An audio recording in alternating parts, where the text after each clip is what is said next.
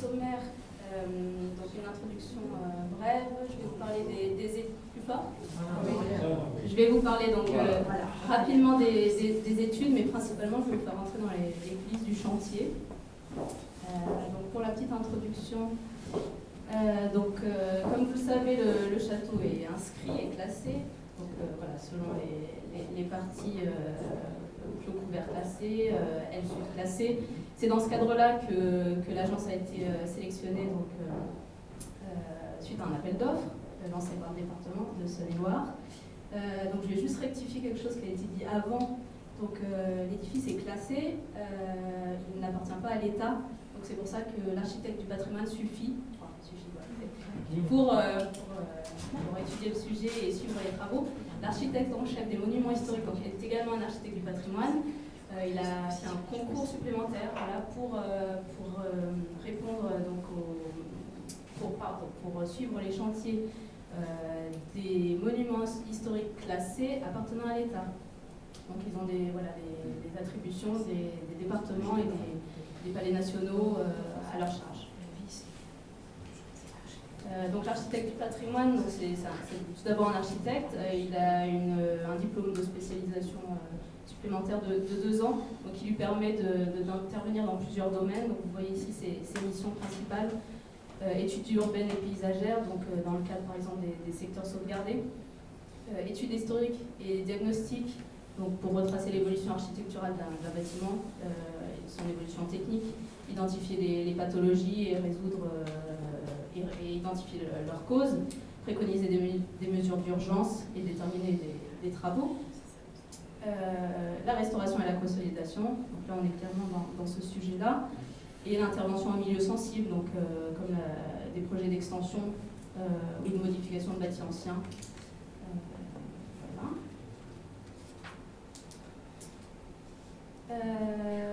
Oui, également, l'architecte du patrimoine est parfois confondu avec l'ABF, architecte des bâtiments de France. Donc, il est souvent architecte du patrimoine également. Pas obligatoirement, il exerce au sein de la DRAC. Voilà, il exerce dans la fonction publique, donc il n'a pas un rôle de maître d'œuvre. Il contrôle et il a un rôle de conseil et de contrôle sur les travaux et sur tout le bâti ancien.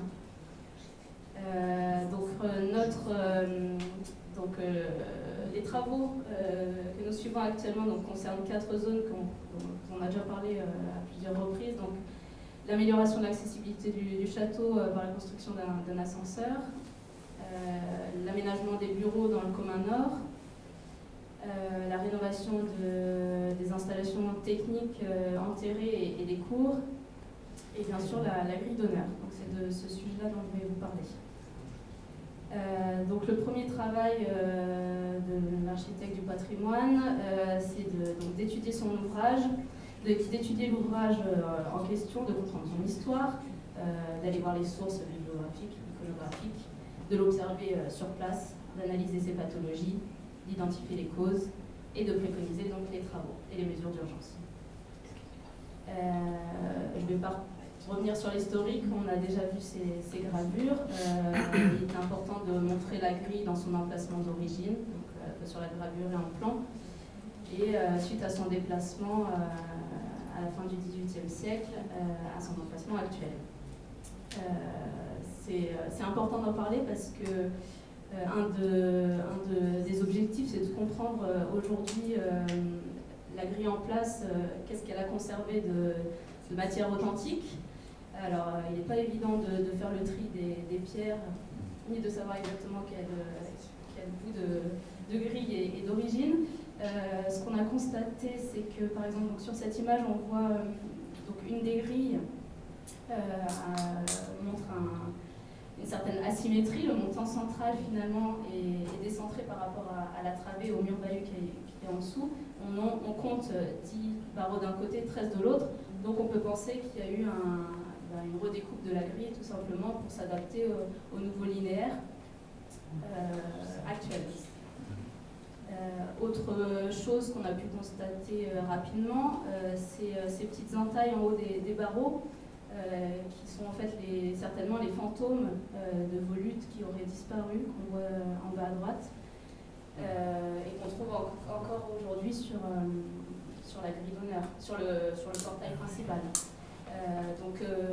Ces petites entailles n'apparaissent pas sur les deux grilles courbes qui sont collées au pavillon. Donc on pourrait supposer que ces grilles courbes peuvent être, elles, datées de la fin du XVIIIe, ont été créées spécialement pour ce nouvel emplacement. Autre chose, quand on observe les pierres, on voit donc beaucoup plus de remaniement sur certaines piles. Par exemple, sur la pile de droite, les bossages, par exemple ici, le bossage ne correspond pas forcément au joint, ce qui n'est pas le cas sur cette pile-là, qui semble être moins remaniée. On peut supposer que c'est une pile plus récente. Sachant qu'en comparant les deux gravures, on sait que, et puis par rapport au linéaire, on sait qu'il y a forcément deux travées qui ont été complètement créées. Pareil, la sculpture sommitale n'est pas du tout de la même facture que les autres, alors elle est peut-être des dates postérieures. Voilà, donc c'est toutes ces choses-là qu'on regarde et qu'on essaye de caractériser.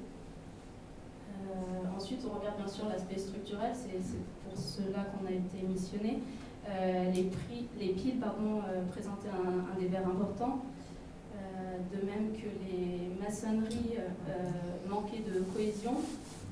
Donc j'ai appris ce matin qu'en fait l'INRAP a découvert donc, des fondations de profondeur variées, donc avec des manques de liaison entre les fondations existantes sous la grille donc avant la dépose. Et puis on sait qu'on est sur des sols vraiment donc argileux et près des douves, on en a parlé. Donc voilà, ce sol n'était pas, en tout cas l'assise n'était pas suffisante pour la grille et le poids qu'elle représente.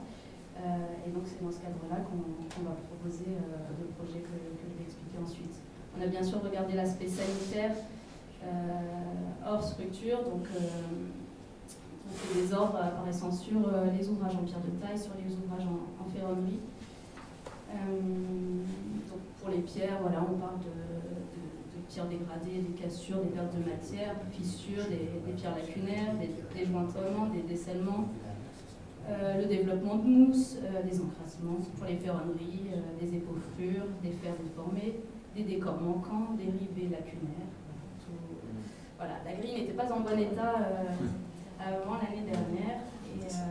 Et donc, sur cette base-là, le projet proposé, c'est bien sûr en priorité le rétablissement de la stabilité de la grille par la mise en œuvre de nouvelles fondations plus profondes en béton, donc on peut voir sur la coupe à droite. Donc, ce qui nécessite la dépose-repose de l'ensemble. On va tâcher de faire une restauration à l'identique. Bien sûr, on est obligé de faire un certain nombre de remplacements de pierres pour cela et un certain nombre de restaurations, mais bien sûr le but est de rendre l'ouvrage tel qu'il était et bien plus beau. On va le voir donc, en image avec le chantier de restauration. Donc, je vais vous montrer les grandes étapes à la fois pour la pierre de taille et pour la ferronnerie. Deux entreprises travaillent sur ce chantier, HMR pour maçonnerie pierre de taille et Junier pour la ferronnerie. On va commencer par la pierre de taille. Donc, première étape, donc, il a fallu faire un relevé de la grille. Donc, l'entreprise a réalisé un calepin. Donc là, on est en fin janvier, début février de cette année. Relever donc des pierres, élément par élément, assise par assise, avant la dépose. Donc, première dépose, ça a été la dépose anticipée des éléments ornementaux, sommitaux, les vases, les pots, les chapiteaux pour accompagner la dépose des grilles. Donc, parce que les grilles, bien sûr, sont... Voilà, comme vous voulez m'assister. Deuxième étape, ça a été la dépose des piles, une fois les grilles parties, puis les murs baillis. Et dernière étape, la dépose des piles d'honneur, après la dépose du fronton et du grand portail, donc là on est en juin. Après le relevé, la dépose des pierres, l'entreprise a complété son relevé. Donc effectivement, une fois qu'on a posé les pierres assise par assise sur des palettes, on y voit plus clair, on voit si, si les faces intérieures des pierres sont bien conservées, si les maçonneries sont creuses ou non. Donc elle propose, suite à l'état sanitaire, de remplacer un certain nombre de pierres qu'elle indique là sur son document en jaune. L'idée, c'est de remplacer le moins de pierres possible, uniquement celles dégradées, et d'améliorer la liaison des piles. Donc, si possible, de remplacer une assise complète, voilà, comme on le voit sur ces dessins. En haut, on a l'état sanitaire, l'état des lieux. En violet, les pierres que l'entreprise juge en mauvais état. Et en dessous, sa proposition, en jaune, les pierres changées. Donc sur la vue de droite, voilà, l'entreprise peut faire remplacer entièrement l'assise de cette pile pour améliorer la cohésion de l'ensemble de la pile. Parce qu'on voit que dans l'état des lieux, la pile est relativement creuse. Ensuite, un détail important, c'est que pour le mur bahut, beaucoup de pierres étaient remplacées. Nous, on l'avait estimé à 50%. Je pense qu'on est plutôt à 70%. Le parti pris a été de reconstituer un des deux parements avec les pierres d'origine. Donc, côté extérieur, on va arriver avec uniquement voilà, les pierres d'origine. Côté basse-cour, on est plutôt sur des pierres neuves. Donc, avec l'entreprise, on finalise le tri des pierres sur la base de son calepin. On refait le tour voilà, assise par assise. Donc, nous voilà au travail. Important et à faire en amont voilà, assez tôt dans le chantier, c'est le choix de la pierre de substitution. Donc on ne connaît pas toujours la provenance de la pierre sur nos chantiers. Bon, ici, on a quand même des sources, mais les carrières sont généralement fermées. Donc on a besoin de trouver une pierre de substitution proche de nature, d'aspect, de caractéristiques mécaniques, chimiques, de celle d'origine. Donc l'entreprise a proposé la pierre d'Ampille, voilà, qui, comme on peut le voir ici, donc la pierre neuve est en haut, la pierre d'origine nettoyée est en bas, donc on peut voir qu'elles sont relativement proches. Ce choix fait l'objet d'une validation aussi de la conservation régionale des monuments historiques. Donc les terrassements, donc on voit l'INRAP au travail. Donc on savait que le sol était un sol archéologiquement riche. Donc c'était l'occasion d'en savoir plus sur le monument et là sur la grille en particulier. Il a été effectué en deux temps, d'abord les murs bahus de part et d'autre du portail d'honneur et puis ensuite sous le portail d'honneur quand on a pu déposer le fronton. Donc on a réalisé ces tranchées pour écouler les nouvelles fondations. Donc les fondations sont constituées de deux parties, un gros béton qui va chercher le sol le plus dur. La profondeur est variable, mais on va jusqu'à 2,60 m par endroit. Et sur ce gros béton, on a des longrines et des semelles en béton armé. Donc elles sont situées à peu près à 1,40 m sous le sol pour la rase inférieure. Voilà. Ensuite vient l'étape de la taille des pierres neuves. Donc l'entreprise reçoit de la carrière des blocs capables, donc des pierres équarries voilà, coupées sur 4 faces, aux cotes demandées. Elle réalise ensuite donc, le tracé selon le gabarit et ses relevés. Donc ici des relevés de moulure, voilà, ici la base de la pile à gauche et c'est le mur bahut, je crois. Oui, c'est une pierre. Voilà, et elle réalise ensuite l'épannage de son bloc, donc c'est-à-dire la décomposition en surface simple, lui permettant de se rapprocher petit à petit du volume souhaité. Donc là, on voit que l'entreprise utilise des disqueuses ou marteaux pneumatiques pour la taille. L'entreprise au travail là, dans son atelier. Voilà l'aspect de taille recherché. Donc au centre, on a l'entreprise a travaillé une finition bouchardée et un liseré ciselé. Donc voilà les outils traditionnels du tailleur de pierre, la boucharde, le ciseau avec sa massette pour réaliser les finitions.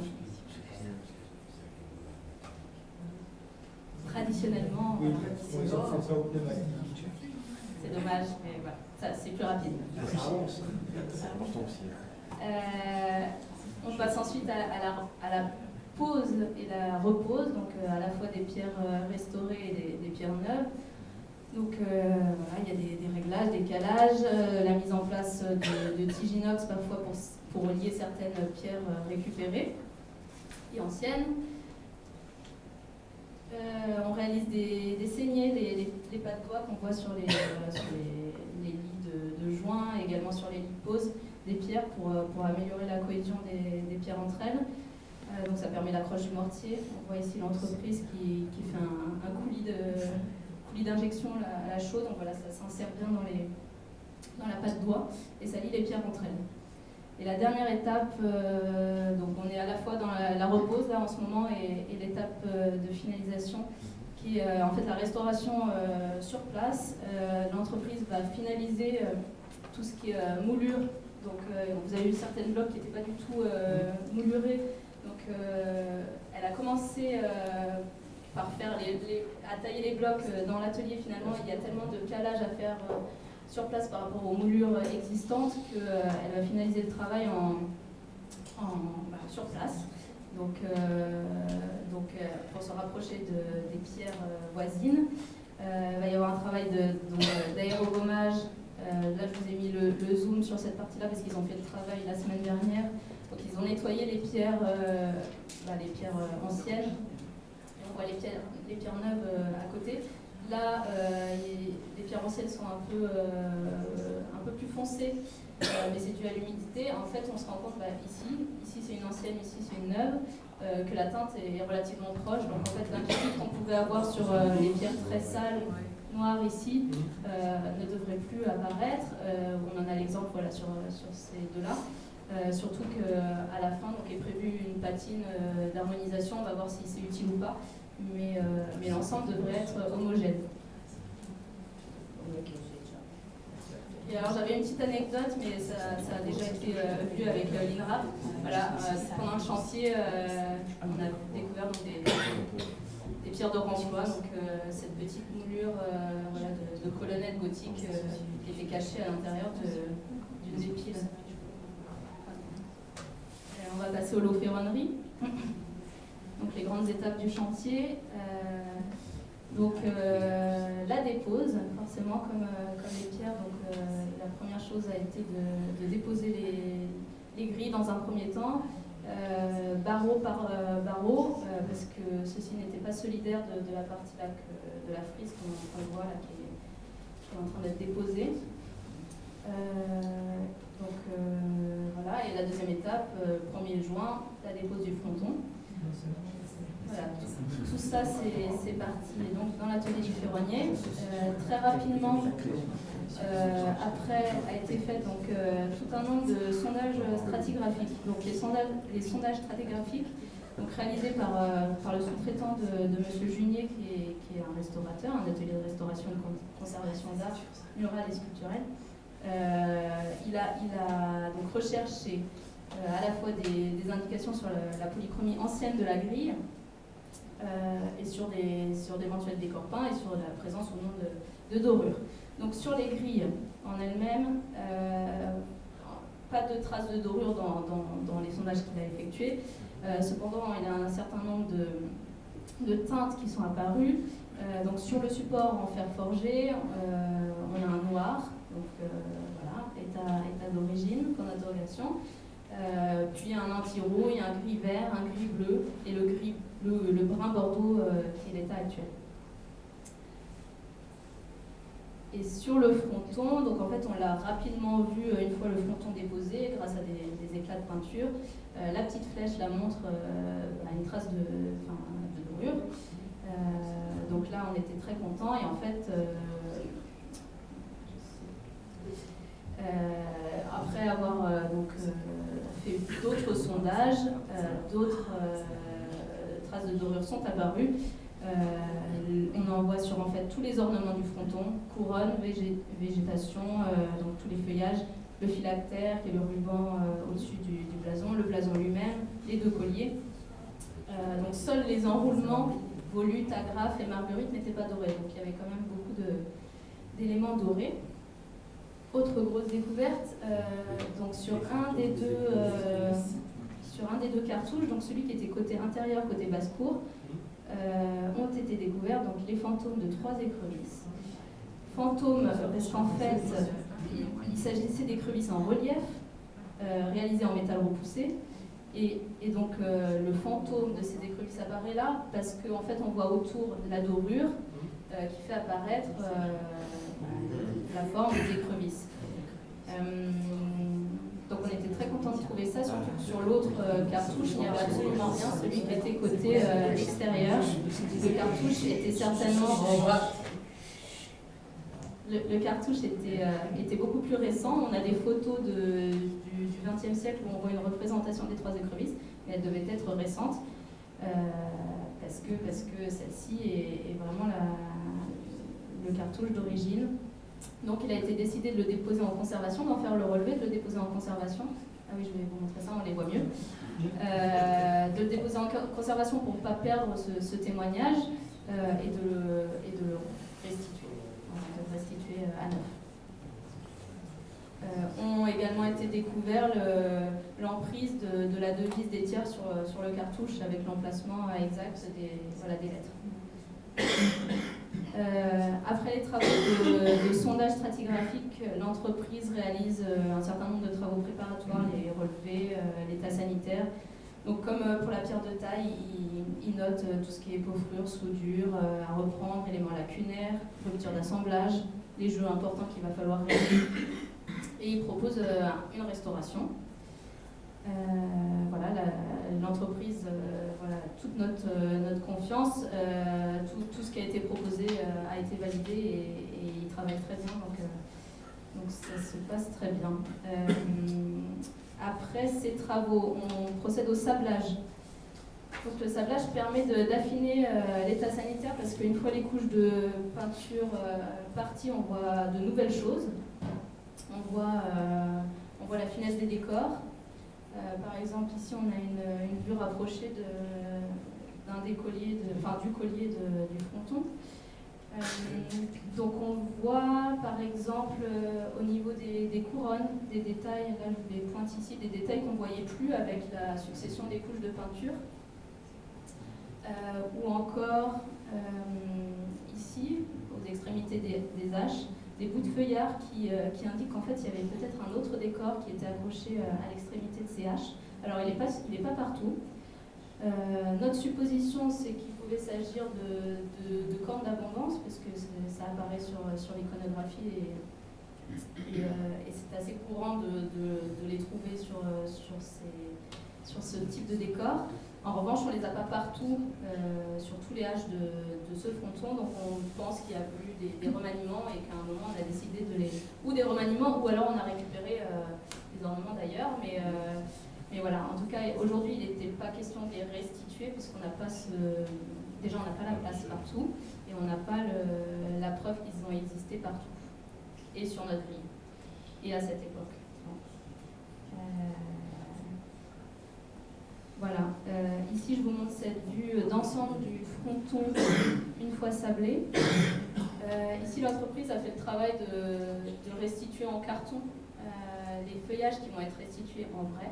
Ceci c'est des feuilles d'acanthe qui avaient complètement disparu. On sait qu'ils ont existé parce qu'ils ont trouvé donc, des assemblages disparus, des soudures qui indiquent qu'il y a eu à une époque plus d'ornements que quand on a déposé le fronton. Voilà, ces ornements ont certainement disparu. Enfin, ils ont dû être corrodés, ils se sont fragilisés. On a voulu rétablir l'équilibre en enlevant l'ensemble. Donc voilà, aujourd'hui, dans le projet de restauration, ils seront remis en place. Après le sablage, on passe à la restauration en atelier. Donc ici, un exemple, par exemple, le remplacement de certaines parties dégradées, là, les rivets en forme de marguerite. La restitution d'éléments manquants comme les volutes, les feuilles d'acanthe ou ici les pointes. Des greffes aussi ont été effectuées et sont encore effectuées. L'allongement de certains tenons pour éviter qu'ils se déchaussent ou ici le complément d'une lisse basse pour fermer la mortaise. vérifie et on consolide les assemblages et les soudures. Ensuite vient l'étape de la métallisation pour protéger donc, la grille de la corrosion. Donc, la métallisation, c'est un procédé par projection chimique. C'est un alliage 80% de zinc et 20% d'aluminium. Donc c'est très fin, donc ça ne remet pas en... Tous les ornements vont garder leur finesse, donc c'est bien pour notre projet. Et la dernière étape, donc c'est en cours pour tout ce qui est grille. Donc la grille est en cours d'être peinte. Les grilles sont en cours de peinture, pardon. Donc de la teinte noire qui a été repérée sur les sondages. Voilà, il y a un après qui est réalisé, une peinture polyuréthane au pistolet, et ensuite il va y avoir tout un travail de dorure à la feuille d'or. Donc là, le fronton donc est encore en cours de restauration, mais son aspect définitif sera celui-ci. Voilà, nous on avait prévu beaucoup moins de dorure durant le projet. C'est les découvertes de chantier qui nous ont poussé à aller plus loin, et donc voilà, la grille était dorée ainsi. Les écrevisses là on ne le voit pas, mais elles sont donc en relief comme on l'a vu avant, et la devise sera reproduite sur le phylactère là-haut. La petite anecdote si on veut, après le sablage, on a découvert un certain nombre de marquages sur les frises et les barreaux, donc réalisés au pointeau à l'origine et au burin lors du déplacement de la grille. Les marques, elles n'étaient pas toujours concordantes, donc ça veut bien dire qu'il y a eu pas mal de remaniements. Et elles apparaissaient côté intérieur de la grille. Elles apparaissaient côté extérieur de la grille. Voilà. Alors qu'habituellement, voilà, tout ce qui est marquage ou collier de fixation, voilà, tous les détails comme ça, on les met plutôt côté intérieur pour ne pas les voir quand on arrive sur le château. Voilà, donc il y a cette hypothèse que la grille aurait pu être retournée, mais on n'a pas plus d'éléments que ça. Et j'ai vu du château, vu du ciel, vu de la grue peut-être. Non, c'est un drone. Mais apparemment c'est un drone. Mais on est presque à la place qu'on a de fait. Voilà, si vous voulez que je réexplique certains points ou si c'était clair. Le panneau qui est à l'envers, vous le remettez à l'endroit ou vous le laissez à l'envers? Non, tout reste tel que c'était. Quand on n'a pas suffisamment d'éléments pour prouver les choses. Par contre, les écrevisses étaient certainement des deux côtés et vont être établies des deux côtés. Ah, mais ça je le sais. Mais je voulais. Mais peut-être que tout le monde ne le sait pas. Oui, je sais, tout le monde le sait. Voilà, c'était vraiment. J'ai parlé du panneau du j'ai pas parlé des écrevisses. C'était visible des deux côtés, ouais. Ça correspond à quoi les trois écrevisses? C'est la famille des Thiard, on le voit sur le fronton du château des deux côtés. Pourquoi avoir choisi les écrevisses? Ah, bah ça, c'est ça. Alors, la réponse, c'est que la devise des Thiard, vous savez, c'est rétrocédere necit. Ah oui, donc Ne recule jamais. Et les Thiard étaient, en tout cas dans la légende, réputés pour attaquer de côté sur les champs de bataille. Comme le déplacement. Ils s'identifient aux écrevisses. Merci.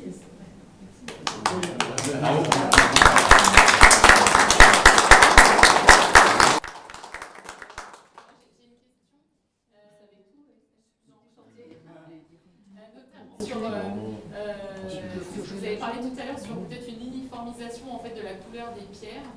Si j'ai bien compris, on va arriver en fait à une teinte très similaire. Et je me suis demandé si les monuments historiques n'avaient pas demandé en fait que d'habitude il faut que la restauration soit souvent visible en fait pour que les générations futures sachent les pierres anciennes et les pierres récentes. Et je me suis demandé si vous avez demandé quand même de garder une teinte différente. En fait, je pense que la restauration va être réussie si on ne voit pas justement de teintes différentes. Ouais. Mais si on se rapproche et qu'on est un peu connaisseur, on verra, voilà. Et du coup, est-ce que vous... Et en plus, contrairement à avant, là on accumule un certain nombre de documents où on marque précisément quelle pierre on remplace. Donc ça c'est très pratique là. Et je me suis demandé du coup, j'avais justement comment ils font pour déjà pour nettoyer le. Enfin, je me suis demandé, moi au début je croyais que la pierre ils allaient la nettoyer en fait avant de la reposer. Ils ont fait un tout petit nettoyage, mais Ouais. c'est pas toujours comme ça. Hein. Ah ouais. Ouais. D'ailleurs, enfin, bon, j'ai pas non plus 14 000 chantiers, voilà. Mais habituellement, on reste plutôt avant de reposer. Là, c'est la première fois en tout cas que c'est fait dans ce sens-là. Bon, ça marche bien. Enfin, là, on voit ces traces d'humidité, mais c'est non, ça a l'air bien. Donc du coup, ils sablent l'ancienne pierre, c'est ça? Oui. Ouais. Et du coup, qu'est-ce qui passe là pour unifier la teinte? Il passe quelque chose pour unifier la teinte? Là, ils ont fait qu'un sablage, donc c'est ce qu'il y a au sol qui est de couleur. Je sais pas si vous voyez, c'est un peu rose, violet, ouais, un peu. un sable très très dur. Et après, si besoin, on fera une patine qui va être une chaux très diluée, teintée si on veut. Et voilà.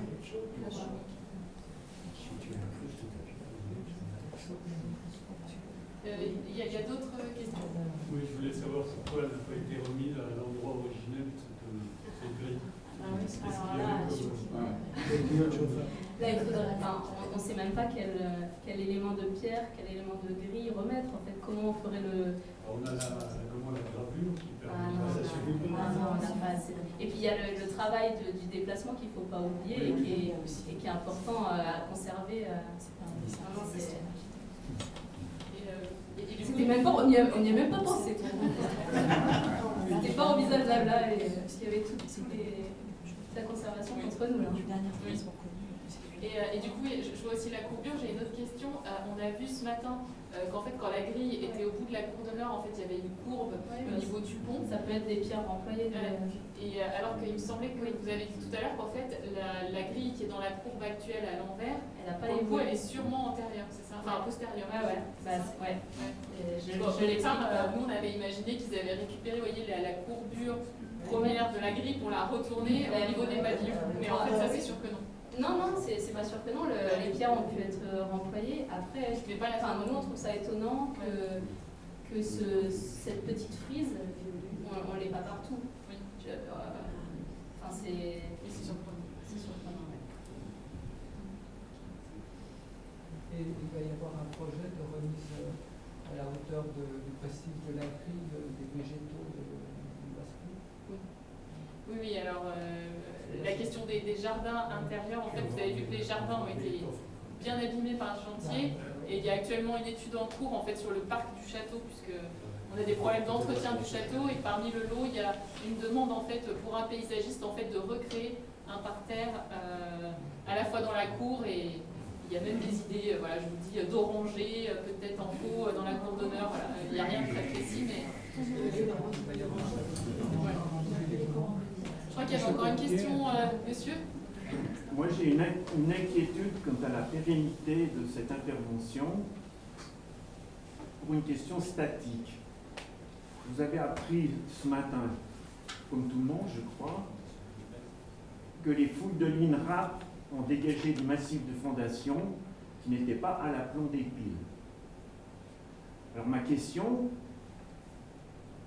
le béton, Il est à l'aplomb des piles.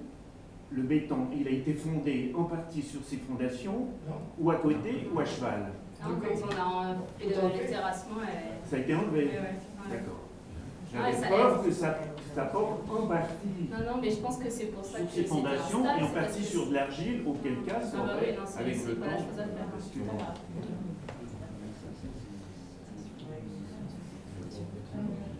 Est-ce qu'il y a d'autres questions?